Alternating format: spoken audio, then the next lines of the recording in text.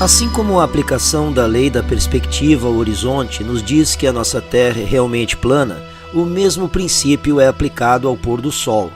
Cientistas mentirosos do nosso mundo nos dizem que o Sol é 109 vezes mais massivo que a Terra e que está a 150 milhões de quilômetros de distância dela. Eles afirmam que a divisão entre dia e noite ocorre por conta da Terra estar girando e que quando vemos o pôr do Sol estamos testemunhando a rotação. E que a nossa chegada à fase escura do giro é o período chamado noite, período qual a nossa Lua se torna visível. Muitas coisas como a natureza curvilínea proposta para o nosso mundo e a teoria da gravidade não têm absolutamente nada a ver. Antes de voltar a nossa atenção para o Sol, vamos primeiro olhar para dois exemplos que desbancam o modelo heliocêntrico de uma Terra globular em rotação. O primeiro é o horizonte da cidade de Nova York visto do parque de Bear Mountain, que fica a 96 quilômetros de distância. Se a Terra fosse um globo giratório de 40 mil quilômetros de circunferência, então essa visão do cume de 391 metros de altura do parque Bear Mountain deveria ser impossível de ser avistada. Se pegarmos o teorema de Pitágoras, que determina que a distância ao horizonte é 1,23 vezes a raiz quadrada da altura em pés, então este horizonte deveria estar invisível atrás de 52 metros de terra curvada. Deveria realmente estar abaixo do horizonte. No, God! Da mesma forma, quando os navios passam pelo horizonte do oceano, eles deveriam tecnicamente estar desaparecendo na curvatura da Terra. Uma câmera com uma boa lente, no entanto, prova que isso é falso.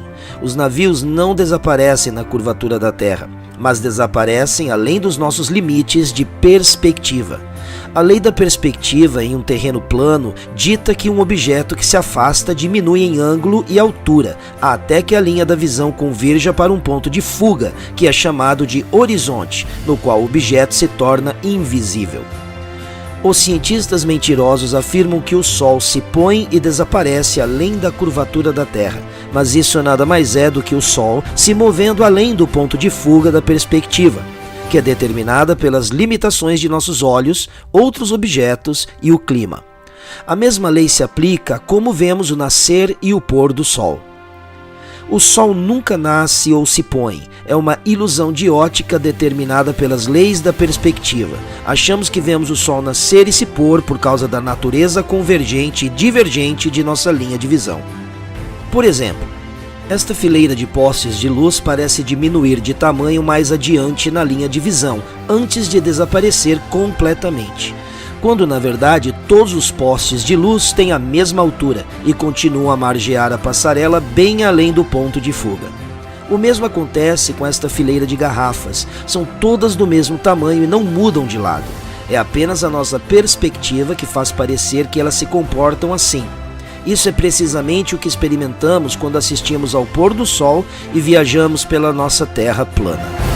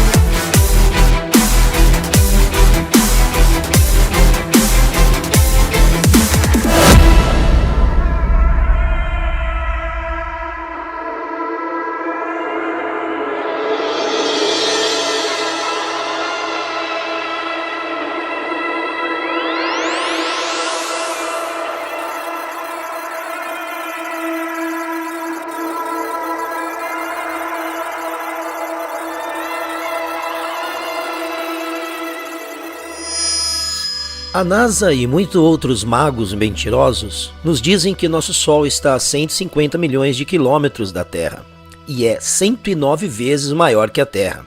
No entanto, filmagens amadoras feitas com a ajuda de balões estratosféricos acima das nuvens provam que o Sol não está a 150 milhões de quilômetros de distância ou é maior que a Terra. O que a filmagem de fato mostra é um Sol luminoso local que gera um foco de luz concentrado sobre a Terra. Se estivesse a milhões de quilômetros de distância, esse foco de luz não seria possível. Além disso, se o Sol não fosse uma luminária local, então não teríamos raios solares crepusculares. O ângulo dos raios de Sol que vemos quando a luz atravessa as nuvens não seria possível. Temos milhares e milhares de evidências fotográficas e empíricas de que a luz do Sol se comporta exatamente dessa maneira. Se o Sol estivesse a 150 milhões de quilômetros de distância, seus raios de luz deveriam formar um feixe reto e não ser exibido em raios angulares. Se o Sol está tão longe, então por que ele cresce tanto com apenas um pequeno aumento de altitude na Terra? A 150 milhões de quilômetros de distância, este aumento de altitude deveria ser insignificante ou inexistente. A mudança de tamanho sugere um Sol luminoso local. O que notamos não é um Sol inconcebível que está a 150 milhões de quilômetros de distância de nós, mas na verdade que ele está relativamente perto, percorrendo sua trajetória acima das nuvens. E não é 109 vezes maior que a Terra, mas na verdade muito menor que a Terra. Nossa experiência direta com o Sol e a Lua é que eles são quase iguais em tamanho e possuem formas circulares que percorrem sobre nosso plano estacionário de forma semelhantemente também circular. Os magos cientistas inventam essas teorias complicadas de corpos rochosos perfeitamente esféricos e bolas gigantescas de plasma quente que vêm com distâncias incompreensíveis e cálculos que nos enganam. Qualquer um pode usar seu bom senso para discernir que o Sol e a Lua possuem tamanhos semelhantes e a Lua não é uma bola de pedra. And they just start making stuff up. Yeah. Like that Neil Armstrong guy. Have you seen him on the talk shows? Neil Armstrong, you mean the first man to walk on the moon? Talk about a fish story. Yeah. Man, and they're buying it. Oh, yeah. Yeah.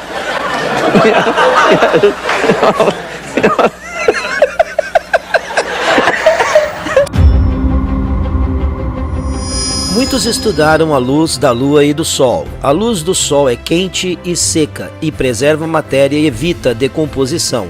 Se você colocar frutas ao Sol, ele as preservará, como com tomates secos ao Sol e uvas passas. É antisséptico e curativo. A luz da Lua, no entanto, é fria. A umidade causa putrefação, decomposição e é séptica. Os raios do Sol diminuem a combustão de uma fogueira, enquanto a luz da Lua aumenta o ar. As pessoas estudaram a temperatura do luar e ficaram surpresas ao descobrir que à noite a temperatura do luar direta é mais fria do que a temperatura da sombra. Isso prova que esses dois luminares são únicos e opostos na natureza. Também enfraquece as alegações da NASA de que a Lua reflete a luz do Sol. Se esse fosse o caso, a luz da Lua deveria ter um certo grau de calor residual e não seria mais fria do que a sombra à noite. Além disso, a Lua não pode ser simultaneamente um corpo esférico e um refletor da luz do Sol. Quando a luz brilha sobre um corpo esférico, ela produz esse efeito. Refletores devem ser planos ou côncavos para realmente refletirem. Uma superfície esférica convexa não refletirá nada, mas uma vez a ciência básica, reproduzível, verificável e real funciona contra a farsa da saga espacial dos magos. Muitas imagens fotográficas e vídeos também provam que a Lua é semitransparente. Quando a Lua crescente ou minguante é visível durante o dia, às vezes é possível ver o céu azul através dela. Às vezes, à noite, é até possível ver estrelas diretamente através da superfície da Lua. A Royal Astronomical Society documentou muitos desses casos. Os crentes na pseudociência da bola giratória costumam usar a superfície da Lua como prova do modelo heliocêntrico, em que a Lua aparece de cabeça para baixo no hemisfério sul e o oposto no norte. Mas, novamente, isso prova uma Terra estacionária. Imagens feitas em time-lapse mostram que é a Lua que gira no sentido horário como um disco giratório sobre a Terra. E isso só é possível se a Terra estiver estacionada e for a própria Lua que estiver se movendo. Você percebe? O Sol e a Lua são luminárias girando em torno do nosso disco plano da Terra de uma maneira semelhante aos ponteiros de um relógio, ditando o tempo e as estações, e as flutuações no equilíbrio da preservação e decadência, da escuridão e da luz. De fato, nossa Terra plana é o relógio mais antigo de todos, e é assim que os eclipses solares e lunares são possíveis. O modelo heliocêntrico falha completamente ao estudar eclipses lunares. Para que um eclipse lunar ocorra no modelo do globo, o Sol deve refletir a sombra da Terra na Lua, e todos os três devem estar alinhados em uma cisígia reta de 180 graus. Mas desde o início dos tempos, os eclipses lunares foram observados enquanto o Sol e a Lua estavam simultaneamente visíveis no céu. Além disso, ao analisar os mecanismos de um eclipse solar, o heliocentrismo falso mais uma vez desmorona. Como esta filmagem demonstra, o Sol e a Lua devem ter aproximadamente um tamanho semelhante para que uma coroa de eclipse solar se forme. Representing my sun source and a penny representing the moon. And as you can see, the flashlight is a lot larger than the penny.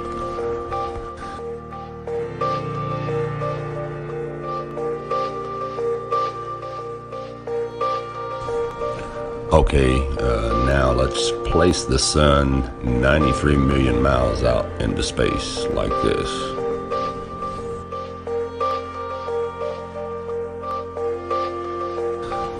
And let's get our penny a lot closer to the camera. Okay, where it's about the same size as a flashlight in perspective. Okay, now that doesn't look right. You can't see the corona, and it just doesn't eclipse. You can still see it light all around. It's not a total blackout. Okay, now I have a side light on the side of this flashlight that just so happens to be the exact same size and diameter as the penny, which is perfect for our next test because the sun and the moon are the same size on a flat earth. And we'll bring the sun in closer to us as it would be on a flat earth. Now let's try our eclipse with the moon right underneath the sun.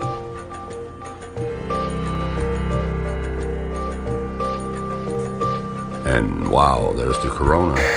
Se o Sol fosse 400 vezes maior que a Lua, então sua luz devoraria a Lua e não testemunharíamos o arco de luz ou a coroa. Se a Terra fosse uma bola giratória aquecida por um Sol que está a uma distância de 150 milhões de quilômetros de distância, seria impossível ter um verão fervente em um continente como a África e a alguns milhares de quilômetros de distância, condições absolutamente congelantes na Antártica, que não experimenta o calor do Sol. Como afirma Eric Dubay, se o calor percorreu 150 milhões de quilômetros até o deserto do Saara, então é um absurdo pensar que não poderia viajar mais 6.500 quilômetros até a Antártica. Esta é uma diferença de 0,0004%. Se a Terra fosse um globo, as regiões polares do Ártico e da Antártida deveriam compartilhar condições semelhantes devido à sua latitude comparável. No entanto, este não é o caso. A Antártica é o lugar mais frio da Terra, com uma temperatura média anual de 57 graus negativos e uma mínima que chegou a 135,8 graus negativos. A temperatura média anual do Polo Norte, por outro lado, é de 4 graus. O norte do Ártico desfruta de verões suaves e quentes e invernos possíveis de se sobreviver. A Antártica é tão fria e dura que o gelo nunca derrete. Isso seria impossível em uma Terra globular girando em seu eixo. Eric Dubay também aponta que a Islândia, a 65 graus de latitude norte, abriga 870 espécies de plantas nativas e uma abundância de vida animal. No Polo Sul, em contraste, como escreveu o capitão Cook, nenhuma árvore sequer podia ser avistada. As terras que se estendem ao sul estão condenadas pela natureza a uma frigidez perpétua, a nunca sentir o calor dos raios do sol, cujo aspecto horrível e selvagem não tenho palavras para descrever. Mesmo a vida marinha é escassa em certos trechos desta vasta extensão, e a ave marinha raramente é observada voando sobre esses desertos solitários. O contraste entre os limites da vida orgânica nas zonas ártica e antártica é bastante notável e significativo. O movimento anual do Sol, de trópico para trópico, de solstício para solstício, é o que determina a duração dos dias e noites e a aparência das estações. É por isso que as regiões do Equador experimentam condições de verão quase que anuais, e as latitudes norte e sul experimentam estações mais definidas como invernos. O Sol e a Lua não apenas viajam em nossa Terra plana em um grande círculo, mas sim em uma série de círculos, ou o que é melhor entendido como uma mola helicoidal cônica, diferente do movimento que dita uma mudança na estação e na duração dos dias. É por isso que é possível ver o Sol da meia-noite no Ártico, e as imagens em time-lapse mostram que o Sol não se põe, mas circula o polo. Os sacerdotes cientistas mentem e dizem que isso se deve aos polos em cada extremidade do globo esférico e que a Antártica também experimenta um Sol da meia-noite, mas não temos imagens amadoras disso, pois ninguém tem permissão para explorar a região, e todas as imagens oficiais são altamente suspeitas como Photoshop ou manipuladas. Além disso, se houve tal fenômeno na Antártica, então por que nada cresce lá?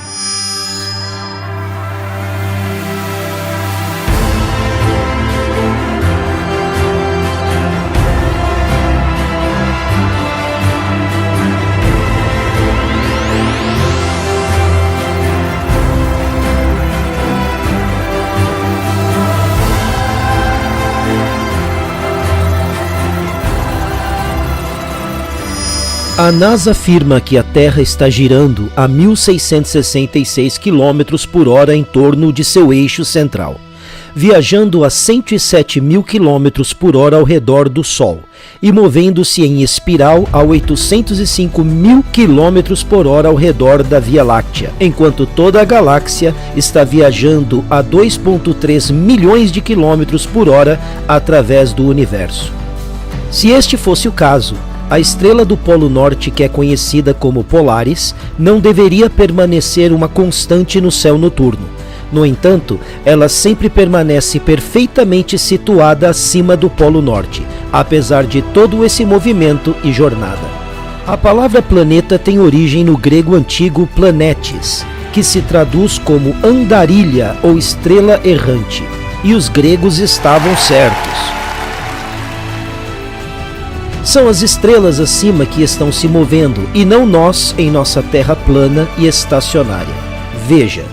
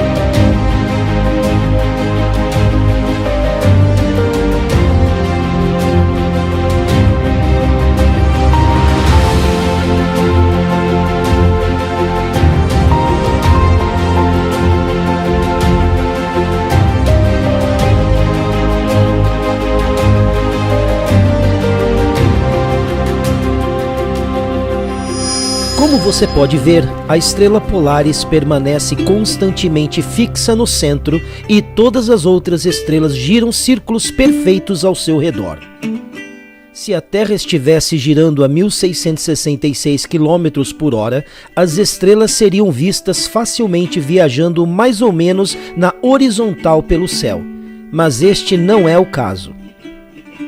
As estrelas se movem formando círculos perfeitos acima, partindo da estrela Polaris. E isso pode ser observado até mesmo no Trópico de Capricórnio.